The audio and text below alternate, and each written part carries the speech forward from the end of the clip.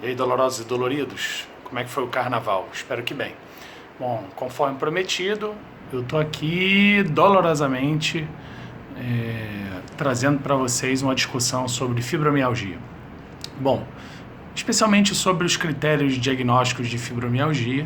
A gente tem basicamente hoje duas propostas diagnósticas da fibromialgia, que é do Colégio Americano de Reumatologia, e uma proposta do ano passado da Sociedade Americana de Dor, com novos critérios. E aí, é sobre esses critérios novos que eu quero apresentar para vocês. Então, só para vocês verem o artigo que foi proposto pela a Sociedade Americana de Dor.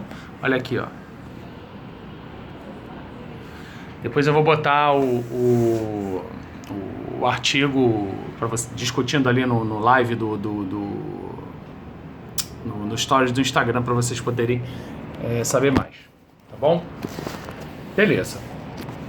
Então é o seguinte, esse artigo da Sociedade Americana de Reumatologia de Dor, ele foi escrito em 2018, saiu no Journal of Pain, ano passado, e tem o título de Critérios Diagnósticos de Fibromialgia de um grupo de trabalho que foi formado da Sociedade Americana de Dor, para tentar ter mais uma proposta de critério de fibromialgia dentro das várias falhas que a gente sabe que existem para se definir o diagnóstico dessa condição tão complexa que é para os pacientes, e vem crescendo a cada ano o número de pacientes diagnosticados com fibromialgia em todo o mundo. Aqui no Brasil, tem-se uma estatística de 3 a 4% da população brasileira com fibromialgia.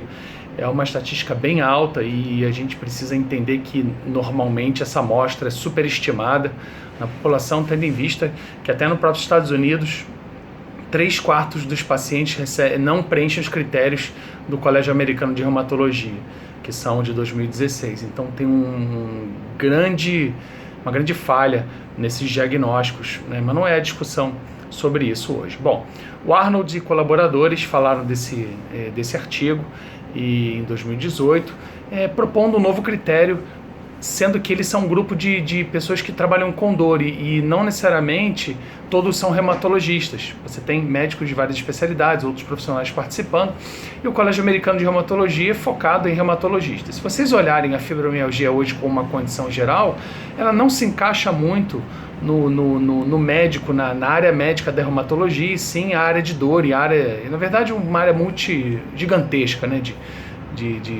profissionais que podem trabalhar, mas não se encontra um traço reumático com frequência na fibromialgia, por isso que é importante a gente olhar também, ter uma outra visão de um outro grupo para esses critérios. Bom, então qual é a proposta desse trabalho aqui, do Arnold e colaboradores?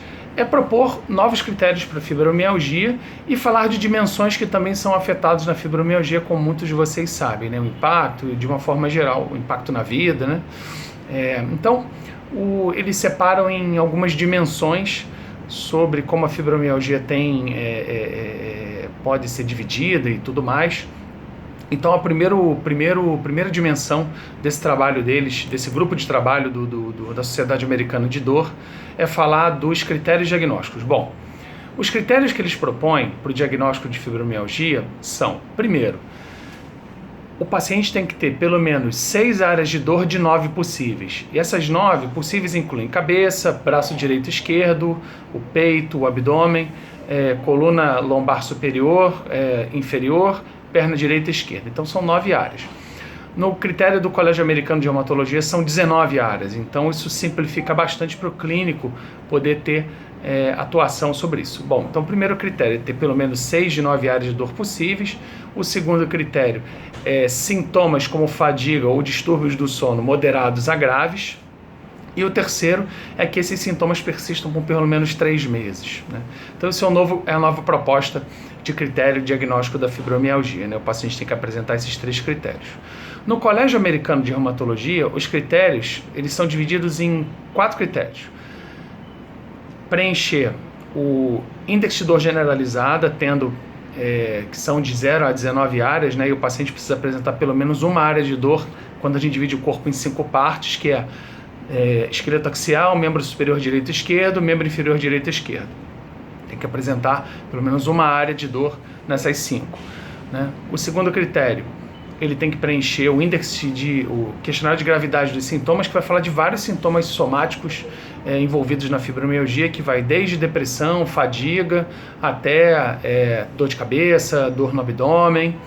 E o terceiro critério é que o paciente não pode apresentar, na verdade, outras condições associadas à fibromialgia, que muitas vezes fazem parte de diagnósticos diferenciais, né? A gente tem mais ou menos aí entre 20 e 25 síndromes de dores generalizadas que têm sintomas similares à fibromialgia. Isso traz muito problema para o clínico que vai fazer esse diagnóstico médico, né? Que está envolvido normalmente diretamente no diagnóstico da fibromialgia.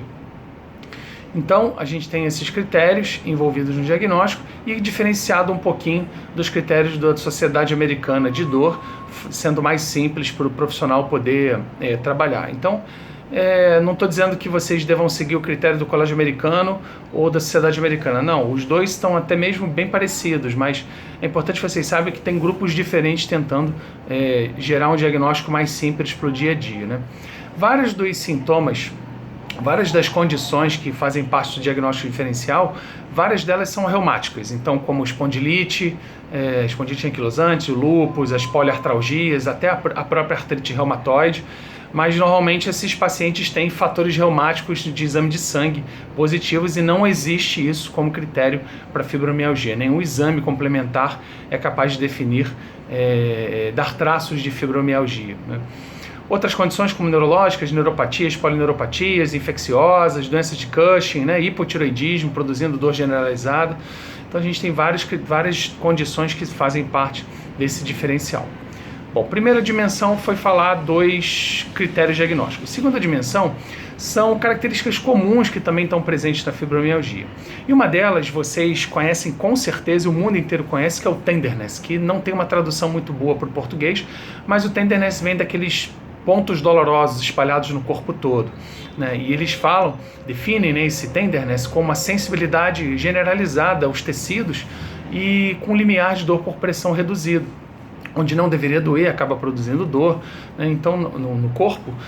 E esses tenderness estão aí, fazem parte do critério de 1990 do Colégio Americano de Reumatologia, e até hoje as pessoas usam isso como um critério importante para a fibra. Ele não é tão importante assim, mas ele está presente em muitos pacientes, é como se fossem subgrupos diferentes. Além do tenderness, déficits cognitivos ou alterações cognitivas são muito frequentes na fibro, como perda de concentração, pensamento lento, raciocínio lento, perda de memória. Então fiquem ligados que isso faz parte também desse universo da fibromialgia, mas não necessariamente entra como critério diagnóstico pela Sociedade Americana. Isso faz parte do critério diagnóstico do Colégio de Reumatologia. Então vem que eles estão aí seguindo caminhos um pouco diferentes, um tentando ser mais simples, o outro um pouco mais completo em relação ao diagnóstico. Outro sintoma, rigidez musculoesquelética, que é comum nas articulações e rigidez muscular, tensão muscular, e hipersensibilidade a estímulos do ambiente, como luz, barulho, cheiro, né, hipersensibilidade a sabor dos alimentos e por aí vai, como algo relevante. Não é presente em todos nessas síndromes de hipersensibilidade, mas é presente em alguns pacientes, né? Vamos lá. A dimensão 3 fala sobre condições médicas e psiquiátricas associadas. Então a gente tem várias condições que já foram associadas diretamente à fibro, como fadiga crônica, outros sintomas somáticos que levam a bexiga irritável, colo irritável, dor de cabeça, dor orofacial, disfunção temporomandibular, e condições psiquiátricas como depressão, ansiedade, fobias, de estresse sociais, história de abusos. Então tem várias características aí juntas da fibro, né, nesse processo. Então isso vai embolando mais ainda o profissional que vai fazer o diagnóstico desse paciente. A quarta dimensão proposta é uma dimensão chamada de consequências neurobiológicas, psicológicas, psicossociais e funcionais, ou seja, o impacto que a fibro tem na vida das pessoas. E o questionário que vocês devem usar para falar do impacto é o FIC, né, que é o questionário de impacto da fibromialgia, que foi revisado recentemente nos últimos anos, né, para facilitar também a investigação. Entendendo que o impacto que a fibromialgia tem, ele tem várias esferas. Tem o custo da fibromialgia, o custo diagnóstico, quanto tempo os pacientes vão se mantendo buscando exames e mais exames e profissionais de saúde para tentar entender o que ele tem, isso só gera custo, né? E a gente sabe que não tem nenhum exame que diagnostique fibromialgia ou que seja auxiliar, até mesmo a termografia não é um exame recomendado para o diagnóstico de fibromialgia. Então a gente tem essas dimensões relacionadas ao custo, ao impacto na vida e nas características funcionais dos pacientes. Outra dimensão proposta, é a quinta dimensão, são os fatores, os mecanismos psicofisiológicos e neurobiológicos putativos, né, os fatores de risco e protetores relacionados à fibro. Bom, o que seriam esses fatores? São fatores que estão relacionados aos históricos do paciente. Se você olhar o histórico clínico dos pacientes com fibro, muitos deles já vêm com histórico de dor crônica, de outras disfunções, de outros problemas, tem um histórico familiar, algum familiar com fibromialgia, alguma coisa, algum sintoma de hipersensibilidade ao longo do tempo, luz, barulho. Então isso já vem sendo acumulado ao longo do tempo e sempre tem um start, um gatilho que faz os pacientes começarem a entrar nesse clima fibromiálgico, ou seja, nesses critérios fibromiálgicos, e acaba que ele demora muitas vezes a receber o diagnóstico. Eu não sei se vocês sabem, um paciente atualmente para receber o diagnóstico de fibromialgia, ele demora em torno de 7 a 8 anos ou até um pouco mais para se definir exatamente que ele tem fibra. E nesse meio termo, os pacientes vão tentando tratamentos, tentando propostas e vão de médico em médico, vão batendo na porta de fisioterapeutas, de psicólogos e por aí vai, né? Então essa é a proposta do Arnold e colaboradores de 2018. Espero que vocês leiam o artigo para vocês saberem o que eles estão falando a respeito. Comparem com o artigo de 2016 do Wolff e colaboradores, que é do Colégio Americano de Reumatologia. E lembrem, pessoal, de que fibromialgia é uma condição, uma síndrome dolorosa clínica hoje, que não tem um tratamento super bem definido. Existem até evidências mostrando eficácia como em uso de algumas medicações, de estimulação transcraniana, exercício físico e terapia cognitivo-comportamental, mas na verdade isso é um mistério doloroso a ser revelado. É importante que nós tenhamos atenção quando a gente for acompanhar esses pacientes e que a gente possa trabalhar junto com outros profissionais para buscar o melhor nível de tratamento para os pacientes com fibromialgia, tá bom? Abração, galera, valeu!